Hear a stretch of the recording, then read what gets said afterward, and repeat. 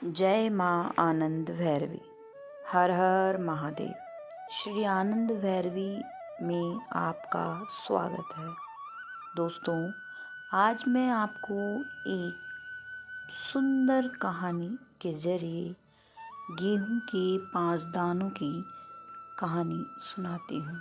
एक समय की बात है, श्रावस्ती नगर के एक छोटे से गांव में अमरसेन नाम का व्यक्ति रहता था। अमरसेन बहुत ही होशियार था। अमरसेन के 4 पुत्र थे जिनके विवाह हो चुके थे और सब अपना जीवन निर्वाह कर रहे थे। परंतु समय के साथ साथ अमरसेन वृद्ध हो चुके थे। पत्नी के स्वर्गवास के बाद उन्होंने सोचा, अब तक के संग्रहित धन और बची हुई संपत्ति का उत्तराधिकारी किसे बनाया जाए। ये निर्णय लेने के लिए उन्होंने 4 बेटों को उनकी पत्नियों के साथ बुलाया और एक एक करके गेहूं के 5 दाने दिए और कहा कि मैं तीर्थ यात्रा पर जा रहा हूँ और 4 साल बाद लौटूंगा।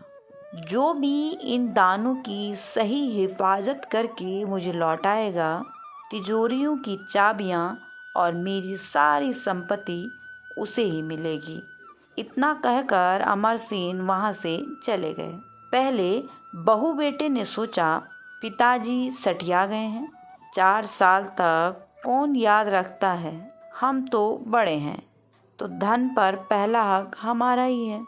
ऐसा सोचकर उन्होंने गेहूं के दाने फेंक दिए। दूसरे ने सोचा कि संभालना तो मुश्किल है, यदि हम इन्हें खा लें तो शायद उनको अच्छा लगे और लौटने के बाद हमें आशीर्वाद दे दें और कहें कि तुम्हारा मंगल इसी में छुपा है, सारी संपत्ति हमारी हो जाएगी।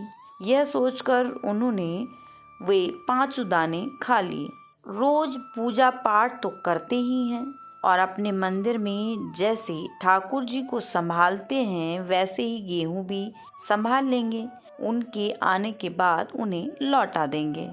फिर चौथे बेटे और बहू ने समझदारी से सोचा और 5 दानों को एक एक करके जमीन में बो दिया।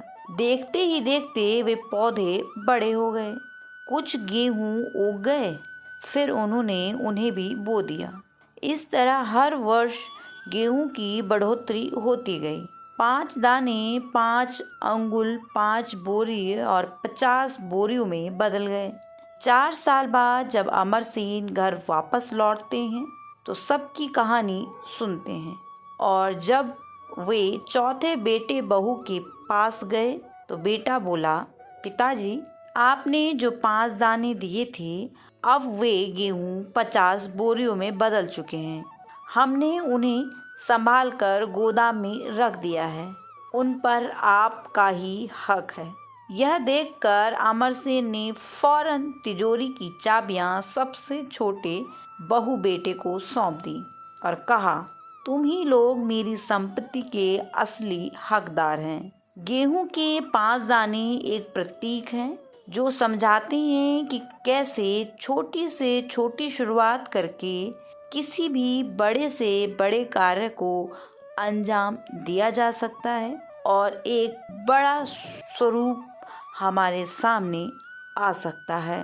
तो दोस्तों, आज इन 5 दानों से हमने एक छोटी सी नींव रखी है कि कैसे हम अपने लक्ष्य को पा सकते हैं। धीरे धीरे हम बड़े लक्ष्यों की प्राप्ति कर सकते हैं। जय माँ आनंद भैरवी।